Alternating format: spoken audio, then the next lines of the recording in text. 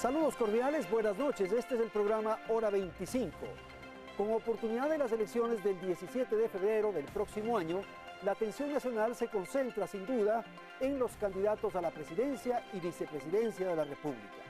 Sin embargo, los ecuatorianos tendremos también que votar por parlamentarios, por legisladores.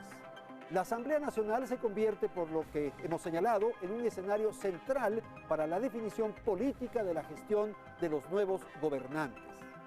La institucionalidad, la fiscalización, las reformas a la Constitución, la designación de cuadros directivos, en fin, todo ello depende de la conformación del nuevo Parlamento. Las fuerzas políticas ahí representadas deberán crear el marco de funcionamiento nacional que recoja el nuevo modelo político y económico de la nación.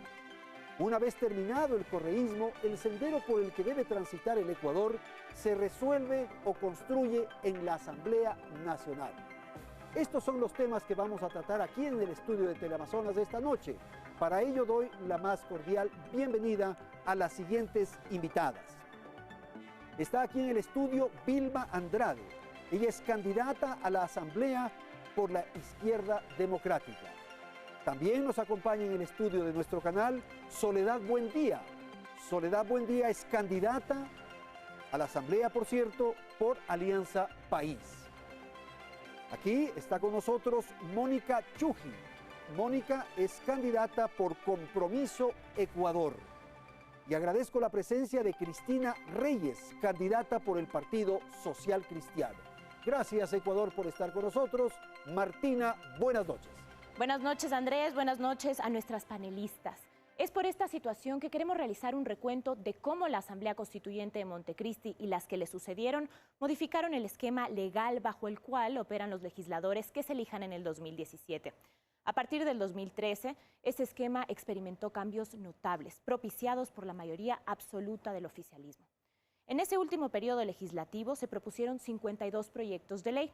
El presidente Rafael Correa fue quien propuso el 62% de esos proyectos. La función legislativa el 29%, la función de transparencia el 6% y la función judicial el 4%. Esas son cifras del Observatorio Legislativo del Ecuador y a las que hacen referencia asambleístas de oposición cuando advierten que el Poder Legislativo ha operado bajo el comando del Ejecutivo. Eso con el objetivo de otorgarle mayor control. La bancada oficialista considera que la gestión de la Asamblea no hizo más que poner en orden un país caótico.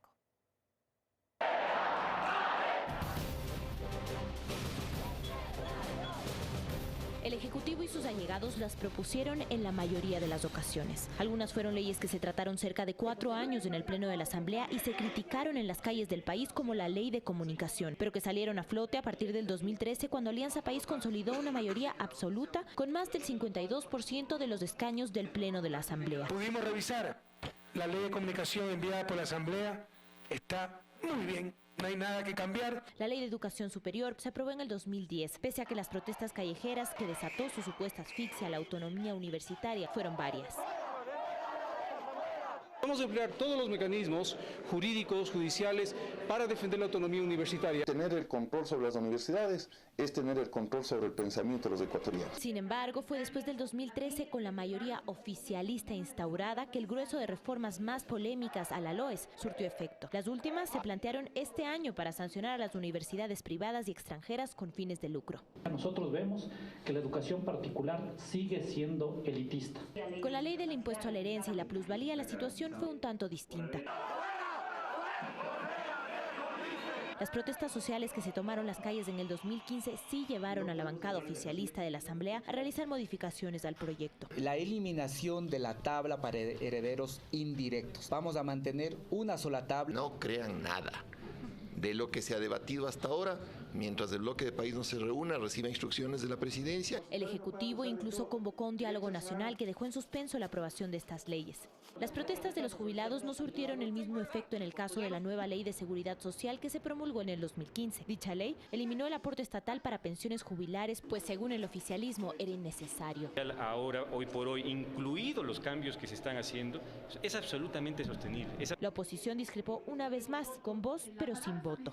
primero están pensando en las necesidades fiscales y han dejado para después el tema de los jubilados. Ese aporte estatal que en el 2015 no se quitó a la fuerza pública, sí se extendió a las Fuerzas Armadas y a la Policía Nacional en el 2016. A un cambio en la manera de calcular las pensiones de retiro del personal militar, también del policial. Cualquier reforma a la ley que se la debe hacer, se la debe hacer cuando esté debidamente financiada. Lo que busca es consolidar el totalitarismo en el país, debilitando y disminuyendo a Fuerzas Armadas. Las 16 enmiendas constitucionales propuestas por un grupo de asambleístas de Alianza País, entre las que se contempla la reelección indefinida, también se aprobaron en el Pleno con una mayoría indiscutible. Esas enmiendas y la transitoria que les acompaña son las que definen hoy el escenario político de un país en el que quien ha sido presidente durante los últimos 9 años no lo será más en el 2017, pero sí podría perpetuar su proyecto político.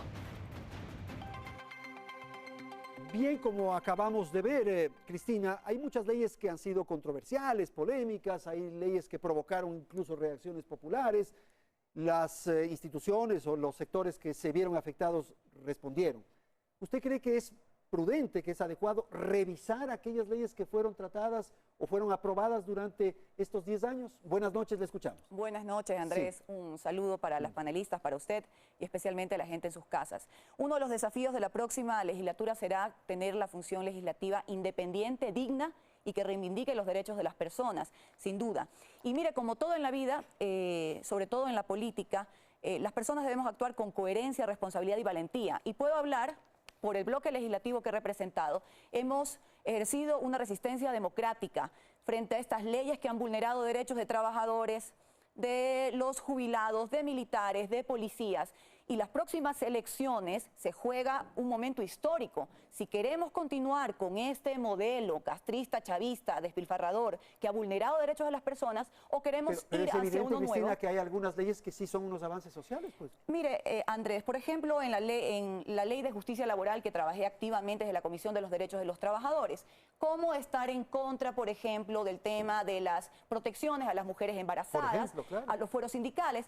Pero el daño fue mayor porque se vulneró el derecho de los jubilados al quitarle el fondo de pensiones en la seguridad social. La seguridad social para nosotros, por ejemplo, en la siguiente legislatura es fundamental. Debemos crear una institución, una ley integral que permita a la institución mantener su independencia, que el Estado contribuya, como dice efectivamente la Constitución, que le devuelva los fondos que por el derecho le corresponden a los jubilados. Tenemos que ir con leyes que nos permitan la recuperación económica. Y uno muy importante, que es una tarea que se le olvidó a esta asamblea al declararse sumisa al poder de turno, la fiscalización. Okay, los casos vamos de a ir a corrupción eso más evidentes. adelante. Soledad, el turno es para usted y un poco en la misma línea de idea, en el sentido de que se han registrado avances, han habido sin duda algunas leyes que son adecuadas, hay otras que deben ser revisadas. ¿Usted cree que se puede echar abajo lo que se ha alcanzado durante este tiempo? Bueno, gracias Andrés, buenas noches. Sí. Un saludo a las panelistas que me acompañan y sobre todo a los ciudadanos que siguen este programa.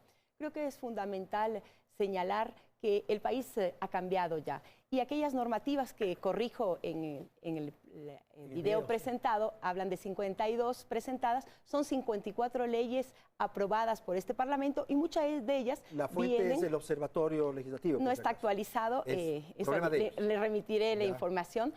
54 leyes aprobadas. Estas 54 leyes en su gran mayoría fueron establecidas la hoja de ruta en la Constitución de la República, que fue aprobada por mayoría del pueblo ecuatoriano. Y en esa Constitución se establece cuáles son las normativas remitidas obligatoriamente por el presidente de la República en su momento. Por lo tanto, estas leyes que hemos aprobado, que hemos debatido y que hemos discutido, son en el marco de esa aprobación constitucional del pueblo ecuatoriano responden absolutamente a aquello que está establecido en la Constitución y aquel mandato cuando fue el pueblo ecuatoriano a las urnas y se pronunció. Por lo tanto, estamos siguiendo, estamos cumpliendo, hemos cumplido la palabra. Lo que propusimos en campaña, lo que propusimos y aprobamos con el mandato del pueblo ecuatoriano, lo hemos ido avanzando. Hemos hecho leyes que fundamentalmente desarrollan derechos.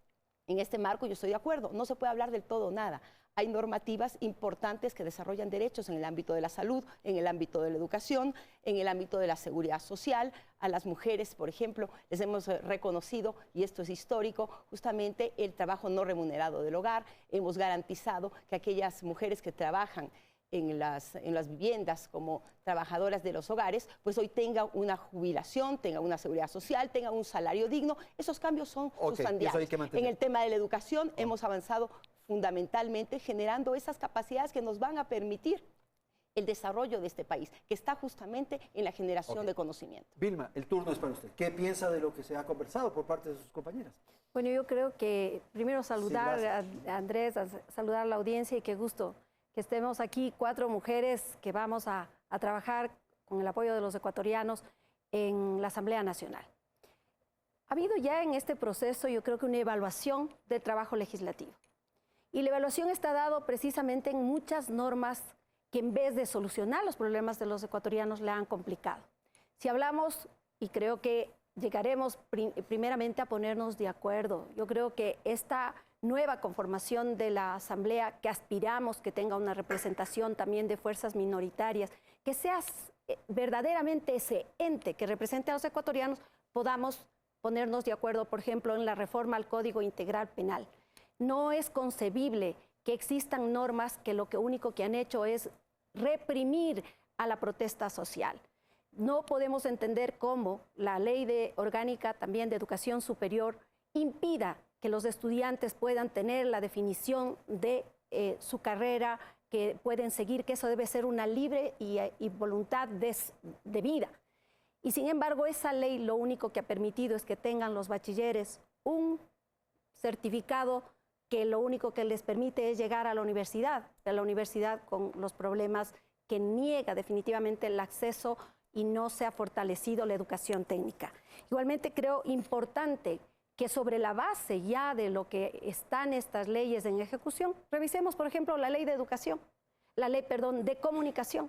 Sabemos ya las repercusiones que ha tenido. Yo creo que tenemos que hacer una reforma integral a la ley de educación. ¿Plantearía que es preciso hacer cambios? Hay cambios es fundamental porque las leyes, definitivamente, Andrés, tienen que facilitar la vida de los ciudadanos. Y vemos que muchas de las leyes, las que he mencionado y muchas otras que como Izquierda Democrática presentaremos, van a facilitar la vida de los ciudadanos. Ahora, creo que es indispensable también reivindicar la acción fundamental de fiscalización, que esa es una deuda que, de eso vamos a hablar más adelante, mantiene definitivamente esta Asamblea. Por favor, Mónica, el turno es para usted. Bueno, buenas noches, gracias. Un saludo a las panelistas, un saludo fraterno también a todos quienes nos escuchan. Creo que la Asamblea Nacional tiene una tarea importante y un desafío grande próximamente. ¿Por qué?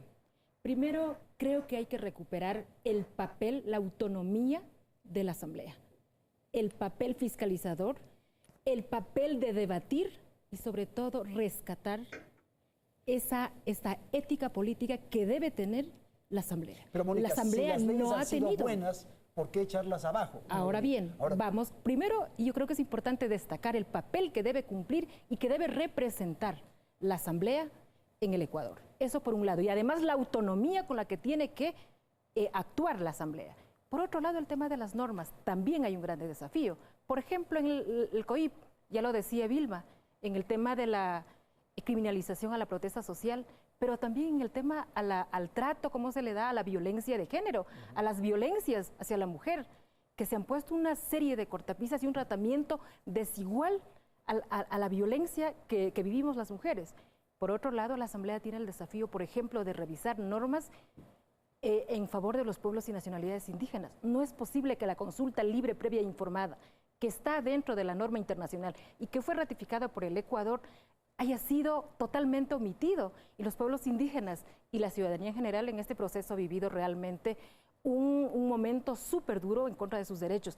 Y la Asamblea las asambleístas vamos a tener el desafío de poder retomar ese papel y hacer normas que vayan en favor de los derechos. Tal vez el hiperpresidencialismo, Soledad, que es lo que se observa, se cuestiona, en el caso de la Asamblea resulta de alguna manera perjudicial, en el sentido de que, como vimos en el cuadro, el 62% de las iniciativas provinieron del Ejecutivo. Bueno, entonces, la representación nacional, los ecuatorianos, ¿dónde estaban? Bueno, la representación del pueblo ecuatoriano está a través de las urnas en esa Asamblea Nacional. el número importante de legislación remitida por el presidente de la República tiene una razón de ser, y es la Constitución de la República, aprobada por el pueblo ecuatoriano, que estableció la hoja de ruta. Aquí es importante señalar dos temas. Uno, la representación de esa Asamblea Nacional, que todos tenemos un voto popular que está detrás, en función de un programa que planteamos cuando fuimos a elecciones y que lo estamos cumpliendo. Planteamos aprobar una ley de comunicación que además fue validada también en una consulta popular, recordémoslo. También planteamos, por ejemplo, el tema de la seguridad social, que fue también validado por el pueblo ecuatoriano. Por lo tanto, esta representación tiene una coherencia. Aquí hablamos de independencia, claro que sí, pero te respeto también a la normativa. La misma Constitución señala esta colegislación. Yo quisiera señalar que el tema de la representación, desgraciadamente, no es adecuado, porque ha establecido a través de decretos del Ejecutivo y también del Consejo Nacional Electoral, no han permitido la real participación de las minorías. Es decir, las mayorías deciden lo que deben hacer las minorías. Ese método de asignación de escaños, el método de Hon, es perverso. No permite, por lo tanto, una real representación. Y por eso es que Alianza País ha tenido esa amplia representación, pero no nos representa a todos los ecuatorianos. Sí, Andrés, lo que dice el asambleísta Buendía no obedece 100% a la verdad. Porque si bien la Constitución establece, como dice la hoja de ruta de ciertas leyes que se han aprobado, como la ley de comunicación, que ha sido nefasta y sabemos para qué fue utilizada, como para ser beligerante, hostil y perseguir a los medios de comunicación. La Asamblea Nacional no ha sido independiente, ha tenido una agenda política, económica, coyuntural, obedeciendo las órdenes del Ejecutivo. ¿En qué momento los ecuatorianos votaron, por ejemplo, para que se aprueben las enmiendas a espaldas de los ciudadanos, para tanta carga y reforma tributaria enviadas del Ejecutivo y aprobado por la Asamblea, que han aumentado los impuestos y han asfixiado a los ecuatorianos? ¿En qué momento la Asamblea ha creado los índices de desempleo el día de hoy? 400.000 personas han perdido su empleo. Desde la Comisión de lo Laboral dijimos que no se había generado una herramienta que permita la generación del mismo. Al contrario, se eliminaron algunas modalidades contractuales. 400.000 personas, Andrés, la empresa privada está asfixiada con más y más carga tributaria. 400.000 personas, para decirlo en términos futbolísticos, son 10 veces el Estadio Olímpico Atahualpa en época de que juegue la selección. Entonces, la Asamblea no ha cumplido con su rol. Obedeció las órdenes de una agenda política enviada por el presidente. Mónica, con usted terminamos este segmento, por Sí, favor. en efecto, creo que hay algunas normas que hay que rescatar, por supuesto. Hay otras que hay que derogarlas. Pero hay que destacar el triste papel que ha hecho la Asamblea en estos años. El papel totalmente, ni siquiera ha tenido la capacidad de defender los derechos de las mujeres. En este periodo, habiendo 3 mujeres en la Asamblea, han habido atropellos en contra de las mujeres, no han sido capaces de alzar la voz a favor de las mujeres. Y yo creo que ahí está el deber fundamental, primero, rescatar a la Asamblea Nacional de ese rincón en que le ha asumido el poder, la sumisión total, en donde nos dejan grandes deudas a las mujeres y a los ecuatorianos en general. Ok, tengo que ir a un corte comercial, volvemos un instante, la segunda parte del programa después de la publicidad.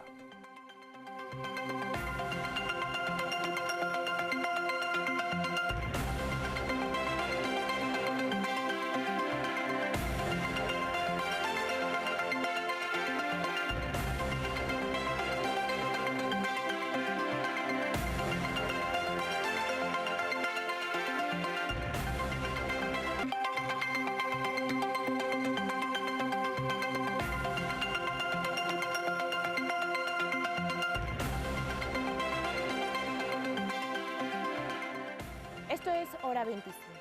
En Ecuador opera un nuevo aparataje institucional que empezó a forjarse en el 2008. El voto de la Asamblea Nacional facultó el nacimiento de un cuarto y quinto poder del Estado, con superintendencias y entes reguladores que propuso el Poder Ejecutivo en la mayoría de las ocasiones. La Asamblea, que se constituya en el 2017, deberá decidir si se siente cómoda o no operando bajo este aparataje. Revisemos de qué consta. Aquí, en Montecristi, se inauguró el quinto poder del Estado ecuatoriano. La función de transparencia y control social a la que pertenecen instituciones que repuntaron a partir del 2013, como el Consejo de Participación Ciudadana, una renovada Defensoría del Pueblo y varias superintendencias. La oposición acusó al oficialismo de constituir esas instituciones con opacidad, criticando, por ejemplo, la conformación del Consejo de Participación Ciudadana en el 2015. Adivinen qué, el uno es esposo del asambleísta Buendía, el otro salió del Ministerio de Inclusión Económica, el otro de las Emplades, el otro de Carondelet. Y mi esposo, al que usted se ha referido, Edwin Jarrín, el mejor puntuado del Consejo de Participación, llegó a ese espacio por un proceso de concurso de mérito. El Consejo de Participación Ciudadana designó a los 5 vocales del Consejo Nacional Electoral, ente que junto al Tribunal Contencioso Electoral conforma el cuarto poder del Estado. El Consejo de Participación Ciudadana también designó al exdirector de Gama TV, Carlos Ochoa, como superintendente de información. Posesionado como nuevo superintendente de información y comunicación. Eso dentro de un nuevo esquema de comunicación nacional que se institucionalizó con la aprobación de la Ley de Comunicación en el 2013. La ley fue blanco de críticas por forjar un Consejo de Regulación de la Comunicación que los legisladores de oposición consideraron parcializado. Se trata de decir que los representantes del Ejecutivo deben ser 2 en vez de 3. Es todo el proyecto el que está concebido para controlar la libertad de expresión. Esa es la locura, ¿no? Que Correa se va a apoderar del Consejo. ¿Quién dijo que se está planteando un Consejo con mayoría gubernamental? El Consejo se posicionó en el cargo en julio del 2013 con el ex subsecretario de Información como presidente. Nacieron el Ministerio de Telecomunicaciones, la Arcotel, la Supercom y se reconfiguraron las funciones de la Senatel, Conatel, Conartel y Supertel. En la educación superior los cambios también fueron notables y la polémica entre el oficialismo y oposición giró en torno a la creación del Consejo de Educación Superior y el Consejo de Evaluación de la Educación Superior. Esos y otros organismos recibieron la aprobación de una asamblea en la que la voz fue de varios, pero el voto del oficialismo.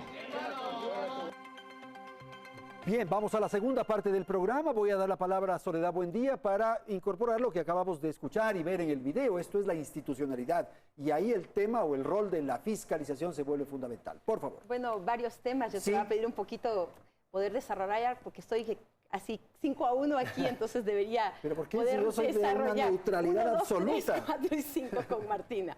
Bueno, es importante señalar que la Asamblea Nacional, como todas las asambleas en el mundo, tienen estos procesos de designación y son cuestionados porque muchas veces no entendemos cuál es el rol del legislador.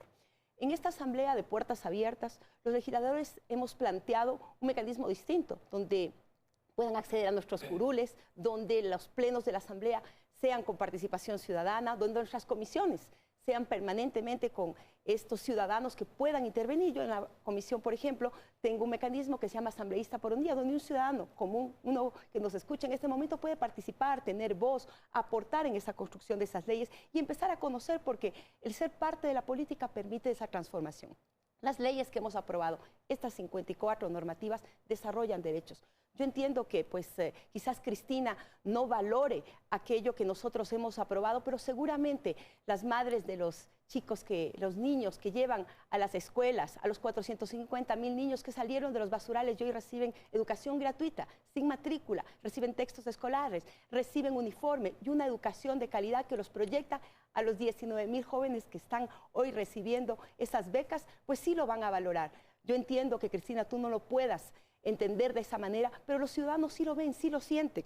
Para nosotros es fundamental también señalar que las leyes que hemos aprobado desarrollan derechos y no están escritas en piedra. Se deben cambiar, se deben seguir analizando y transformando, y ese es el rol del legislador. El legislador pues tiene ese rol transformador en función de solucionar, como decía Vilma, los problemas ciudadanos. Y ahí está justamente el eje. Por ello los ciudadanos estamos y debemos ser parte de esa legislación, acercarnos. Mi despacho abierto todos los días lunes para recibir a los ciudadanos sin cita, para poder conocer y ser mejores legisladores, abriendo estas posibilidades. Listo. En el tema de fiscalización, si me permite. Bueno, en el tema de fiscalización, que es lo que se ha tomado como los grandes titulares. Se dice que no fiscalizamos. Permítame señalarles que la fiscalización debe ser entendida en función de solucionar, como decía Vilma, los problemas ciudadanos.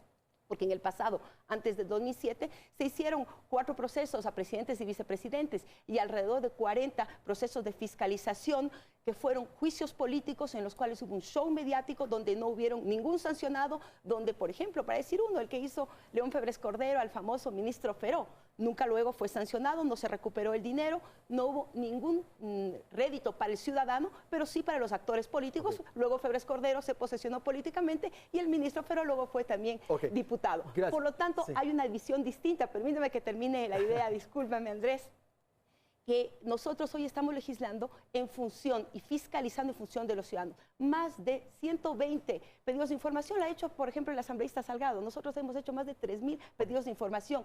Cientos de ministros de Estado han comparecido a la Asamblea Nacional. 21 procesos de fiscalización, los cuales 2 de ellos han llegado al Pleno de la Asamblea Nacional en estos 10 años. A ver, sí, Andrés, siempre la cantaleta y el estribillo del pasado para tratar de justificar lo injustificable, los desastres que han hecho con este modelo perverso. Voy al tema de la fiscalización. La Asamblea ha sacado 0 en esa tarea. Mire usted los escándalos de corrupción de Petroecuador, de esos que llegaron como pepa de guava y ahora son millonarios. Hemos visto en estos días las incautaciones que se hacían de los dineros en los floreros escondidos por allí. ¿Qué ha dicho la Asamblea? Se ha quedado calladita. Incluso no se ha procedido con rigor para que, por ejemplo, el fiscal, que sabemos es militante de Alianza País, como toda esta clase de concursos y personas que eligen de estos procesos y concursos, son militantes de Alianza País, no tienen la independencia o la transparencia para llevar adelante estos procesos de fiscalización. Y a ver, nada de ese argumento de que nosotros nos oponemos a las cosas buenas que pasen por la gente. Nadie más que yo y nuestro movimiento cree en la fuerte inversión social, Andrés. Pero para dar una cifra del famoso gasto público de este gobierno, el 68.7% de los 291.904 millones de dólares de gasto público ha sido para gasto corriente, es decir, sí, sueldos y salarios de militares, los maestros, etcétera, pero también las jaranas, las comitivas, los paseos, esas instituciones que no sirven para nada como el Ministerio de la Felicidad, etcétera. Y tan solo para la inversión, entre ellos las famosas y lindas carreteras, solamente el 31%. Así que me encantaría realmente que el gobierno hubiera invertido en gasto público, en los niños, en las personas 30 segundos, que lo necesitan. Soledad, a ver. Aquí es importante señalar que lo que llaman endeudamiento, gasto, despilfarro, es inversión en escuelas, es inversión en aquellos UPCs que están regados por todo el país. Es esa generación, cuando se habla de inversión, de desarrollo, tenemos que hablar también de infraestructura. Es generación de unidades del milenio, es generación de becas, es generación de esa inversión en función del ciudadano y no en función de los intereses particulares. Ahí yo quisiera advertir que esta nueva asamblea tiene el gran reto de fiscalizar, pero también de expedir normas que ayuden a ese hecho. Se han generado, sí, proyectos de desarrollo. Para que ayuden a la fiscalización, a la auditoría, al control de los dineros públicos en general. Exactamente, porque mire usted, reconocemos nosotros, y lo decimos siempre, nosotros no somos de esa oposición ciega que cree que todo lo que se ha hecho está mal, pero no coincidimos con esa visión también de que todo lo que están haciendo es perfecto. Se han generado leyes que promueven el desarrollo y de hecho lo están haciendo. Sin embargo, no han tenido una lógica de saber que esos proyectos tienen que ser sustentables, que tienen que permitirle la durabilidad en el tiempo. Se fijaron solamente en el gran ingreso petrolero, como que eso iba a ser permanente, y ahora nos dejan al Ecuador sumido realmente con un endeudamiento muy grande. Creemos que también la fiscalización tiene que hacerse con leyes que permitan.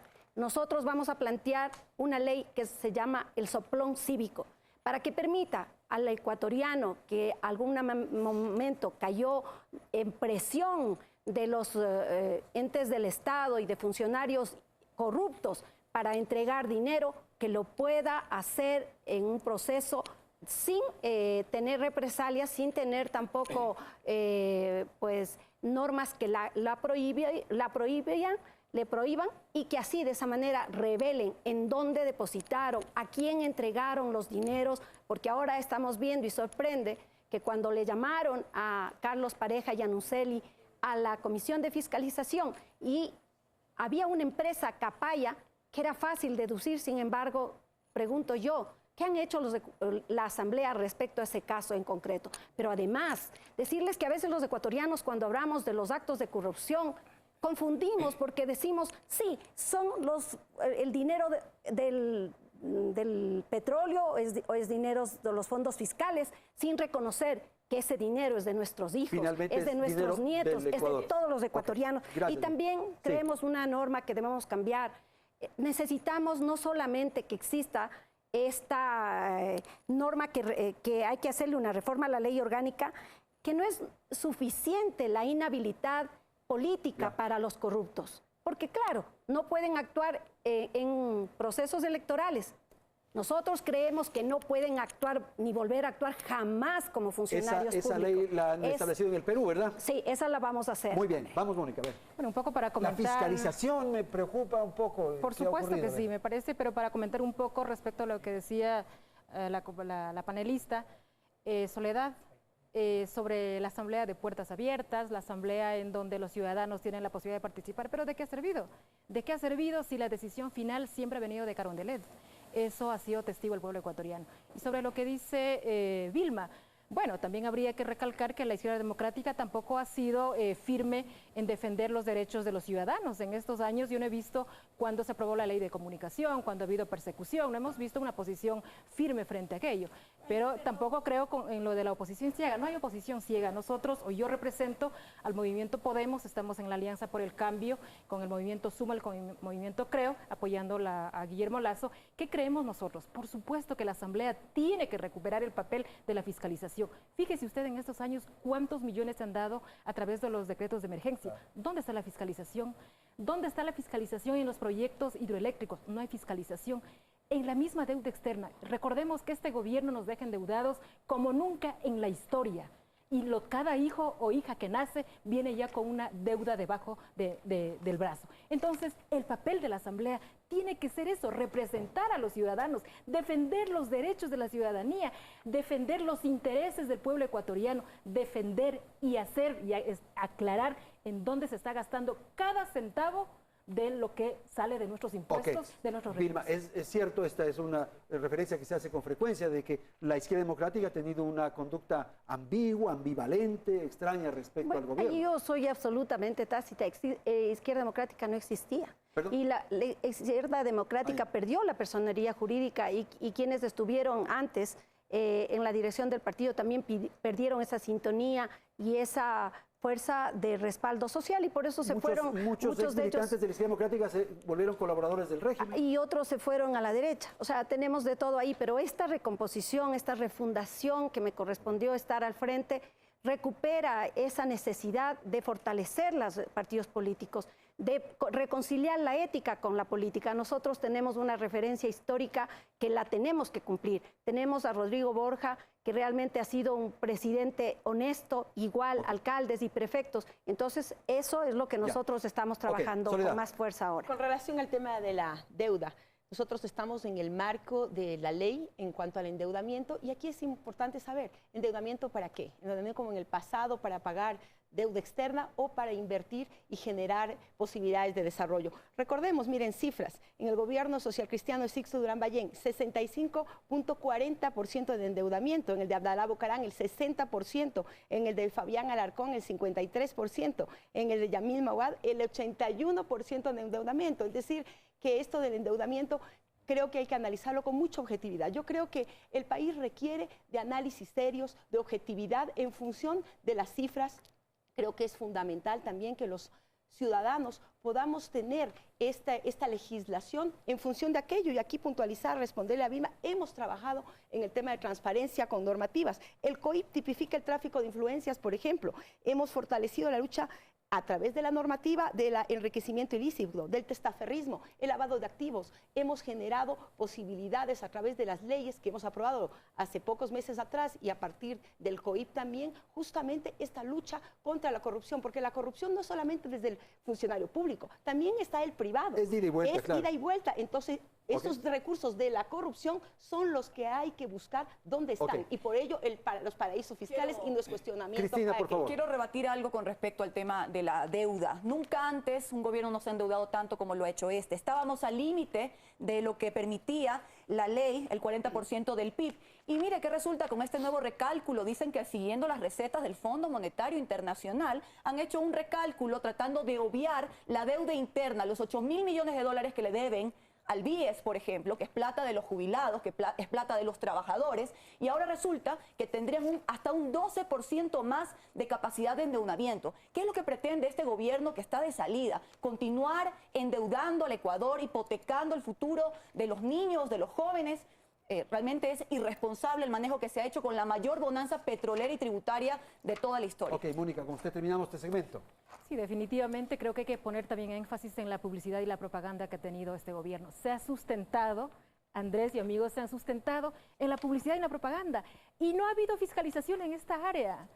Yo creo que lo que nos han vendido a través de la televisión, a través de las cadenas, a través de las sabatinas, en los monólogos sabatinos, es eso. Es solamente maquillaje. Ahí sí podríamos hablar de maquillaje de lo que hace el gobierno nacional. Entonces, nosotros sí proponemos realmente que tenemos que hacer el papel ético de fiscalizar cada uno de los recursos económicos que se destina a diferentes programas y proyectos en el Ecuador. Este es el programa Hora 25. En un instante retornamos.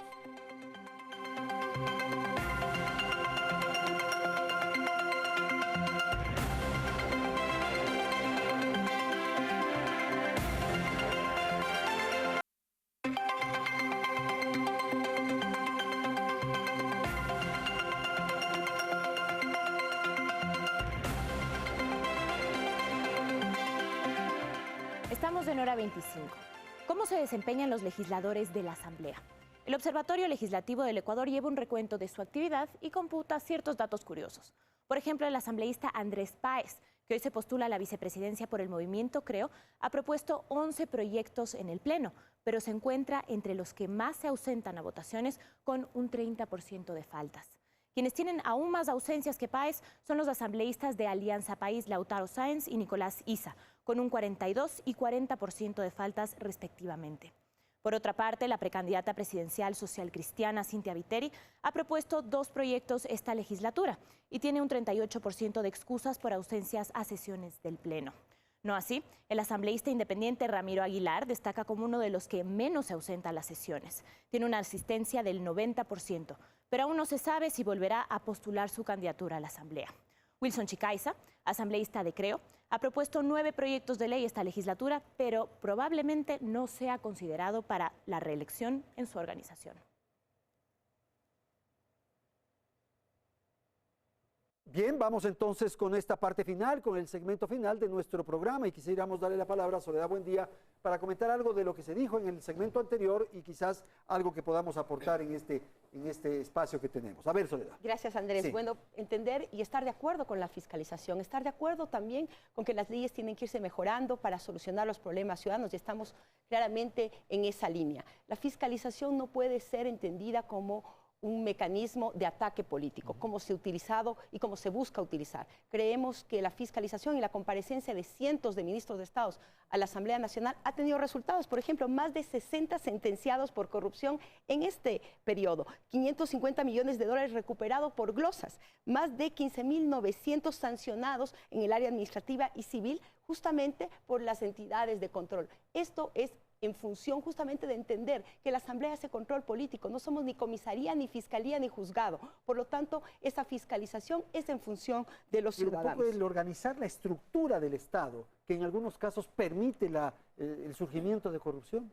Pues justamente por eso hemos hecho leyes y estamos planteando un pacto ético en el cual aquellos que utilizan paraísos fiscales, por ejemplo, para esconder esos recursos, esos capitales sin rostro, que lo que buscan es esconderlos, pues no sean funcionarios públicos, no sean candidatos. Vilma decía que no puedan volver a estar en ningún ¿cómo hacer eso si los mismos funcionarios del gobierno están implicados en esos temas? Justamente por eso hemos denunciado. Qué bueno que el gobierno ha sido quien ha denunciado y hoy están presos algunos, han habido incautaciones y obviamente esto se le da en este momento toda una trascendencia porque estamos en campaña electoral, estamos en época electoral y por lo tanto se está utilizando aquello. Nosotros y el gobierno nacional es quien lo ha denunciado. La Asamblea Nacional ha hecho informes con relación a los temas de Petroecuador. Por lo tanto, es importante ser objetivos. Yo creo que es fundamental para la ciudadanía tener una Asamblea Nacional que debata, que discuta, que con ética haga planteamientos, que garanticemos los derechos de salud, de educación. Más de 1 millón de mujeres afiliadas a la Seguridad Social son cabezas de familia. Esos desarrollos, permítame terminar, ese desarrollo hay que garantizarlo, hay que defenderlo y hay que continuar cambiando. Y esa es la invitación del Movimiento Alianza País. Continuar cambiando, valorar lo que hemos logrado y corregir aquello que obviamente se deba corregir. Mónica, por favor. Pues a mí me parece, por decirlo menos, ridículo decir que el gobierno es el que denunció la corrupción. Perdónenme, pero de lo que sabemos y de lo que los medios nos han mostrado, uno de los actores que ha denunciado la corrupción ya desde hace tiempo es Fernando Villavicencio, que por cierto está en la lista en Acuerdo por el Cambio, que lo está liderando Creo, Suma y Podemos. Y por otro lado, el tema de la fiscalización, nuevamente reivindican mucho desde Alianza País de que se ha fiscalizado. Realmente lo que han hecho es un show. En verdad, deberían ser un poco más sensibles para tomar en serio la fiscalización, porque no son dineros de cada uno, son dineros del pueblo. Y me parece que eso realmente merece tratar con absoluta ética y responsabilidad. Cristina, por favor. Sí, ya lo he dicho, queremos ir hacia una asamblea digna, valiente, independiente, que se sintonice con las necesidades de los ciudadanos y no con la agenda política del movimiento de turno que llegue al gobierno. Queremos un gobierno que responda por el bienestar de los ciudadanos y que genere empleo productivo, porque aquí lo único que se ha generado son empleos burocráticos. Y estoy convencida, Andrés, que en las elecciones de febrero los ciudadanos tienen en sus manos el poder de cambiar, pues porque nuestro destino no es un juguete o un capricho que está en manos de iluminados o redentores. Aquí no hay ni iluminados ni redentores. Somos ciudadanos, son ciudadanos los que tienen que trabajar en los proyectos políticos. Pero yo no sé si en el Parlamento se pueda provocar ese cambio. Se puede provocar si hay decisión política por parte de cada uno de los legisladores que vayamos a la Asamblea Nacional. Ese eslogan de las puertas abiertas no puede ser de la boca para afuera. No es una simulación, una ficción de recibir a la gente en comisiones generales, pero al final hacer todo lo contrario en las leyes laborales, en las leyes que han afectado a los jubilados, que han afectado sectores productivos. Entonces se les escuchó, fue una simulación, pero no se construyeron las leyes con la gente y con los principales afectados. Ok, Vilma, por favor. Bueno, tenemos que definitivamente legislar y fiscalizar, pero ir a lo de fondo, porque si hay se empieza la fiscalización en la Asamblea Nacional y desgraciadamente nos encontramos instituciones que están captadas por el Ejecutivo o por un movimiento, por importante que sea, un movimiento político que a la larga es transitorio y que así esperamos que se dé este cambio, tenemos que apoyar, y nosotros como Izquierda Democrática apoyaremos la propuesta de la consulta popular para eliminar el Consejo de Participación Ciudadana, que se ha convertido en un ente definitivamente que lo único que ha permitido es burocratizar a los ciudadanos y además, ¿qué representación tiene? ¿Qué coincidencia en todos esos procesos? Resulta que los elegidos son afiliados o muy cercanos a una organización política. De modo que ustedes proponen consulta popular para este punto, por ejemplo. Exactamente. ¿Reforma la Constitución, no? ¿O es la consulta, claro, para reformar la Constitución. Y creemos que en esa reforma de la Constitución tienen que especificarse ya sobre la base de evaluación que tenemos de la Constitución varios mecanismos para fortalecer a las instituciones. Necesitamos una fiscalía, una contraloría. Los entes de control tienen que estar desvinculados del poder político, autónomos. Absolutamente. También creemos, cuando se llama al pacto ético, nosotros decimos, sí, estamos de acuerdo con el pacto ético, pero ¿por qué en este momento? ¿Por qué en un momento electoral para convertirse al presidente Rafael Correa en un participante político, un actor político en este proceso? Eso no es ético. Tampoco es ético que se haya llevado al concurso de las frecuencias en diciembre. ¿Qué hace? Limitar sobre todo a aquellos ciudadanos ecuatorianas como quien les habla, que queremos llegar a la Asamblea, cumplir nuestra misión. Pero ¿qué tenemos ahora? Medios de comunicación que se encuentran debilitados, atemorizados, que ya hay en este momento inclusive procesos penales por actos de corrupción que se están dando en el proceso de entrega a las frecuencias. Creemos, Andrés, que este proceso debe declararse nulo. No es concebible que mientras el gobierno tiene a los organismos y a los medios de comunicación incautados a servicio realmente de un partido político, quienes no estamos en ese partido no tengamos la posibilidad de ir a medios independientes, porque usted va a una radio pequeña en Pelileo o va a una pequeña canal de televisión en Loja y lo que le dicen, tenga cuidado, por favor, no hable mal del gobierno, porque aquí no nos van a dar la frecuencia. Estamos en el proceso de renovación. Eso no es ético. Yo creo que hay muchos, y solamente quisiera agregar que nosotros creemos que tenemos que ir con un proyecto de empoderamiento juvenil.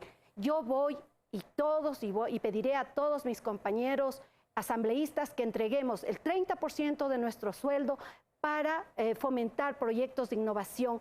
Creemos en la necesidad de que los proyectos que nacen en un momento dado en innovación por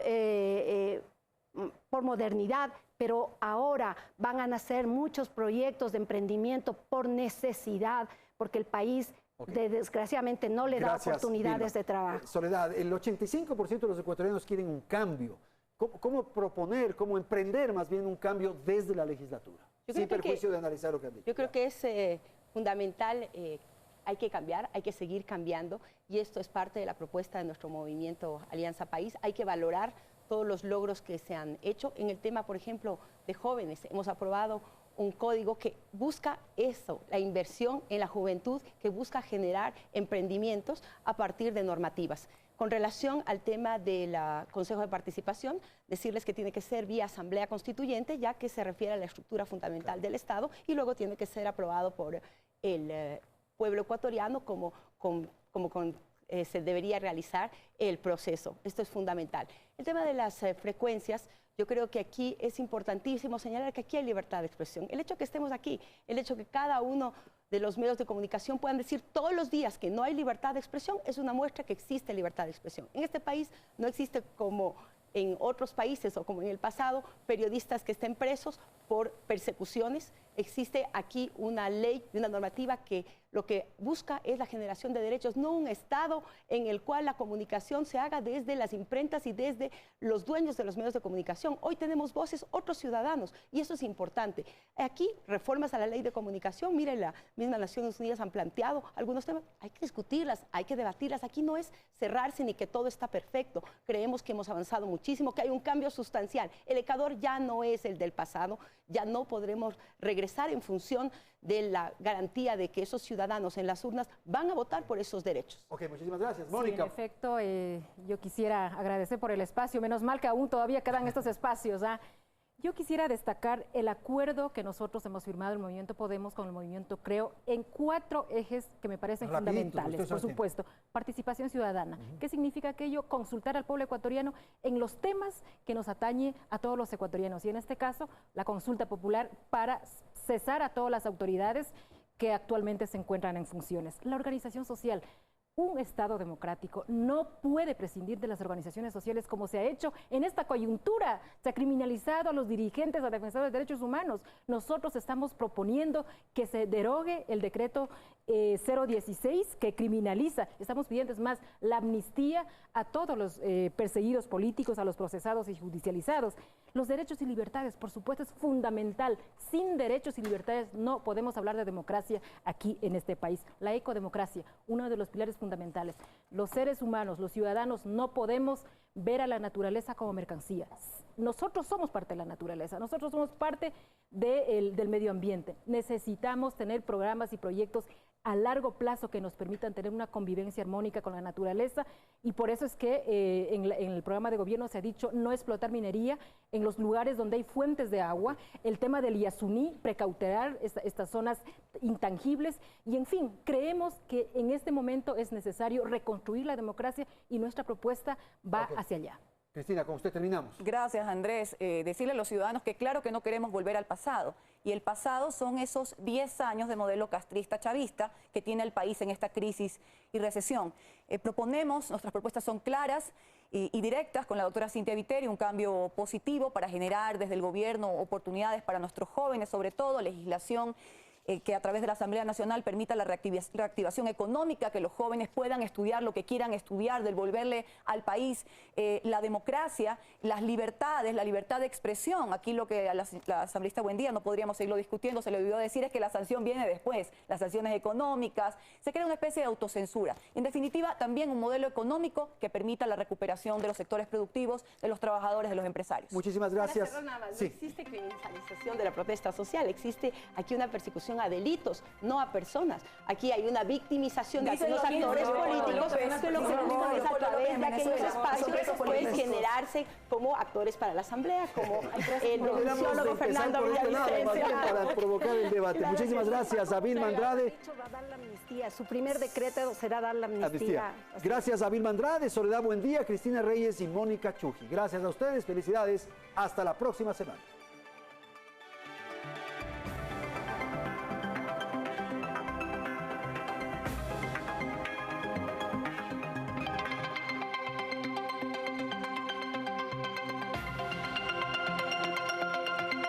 Teleamazonas presentó